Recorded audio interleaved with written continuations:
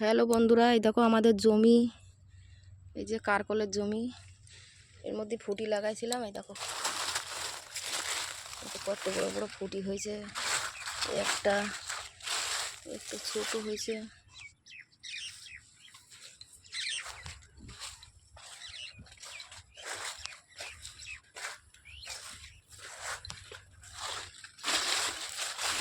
এখানে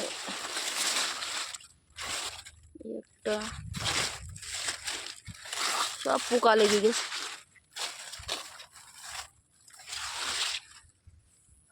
পোকা লেগে নষ্ট হয়ে গেছে। এই যে আমাদের কারকলের জমি।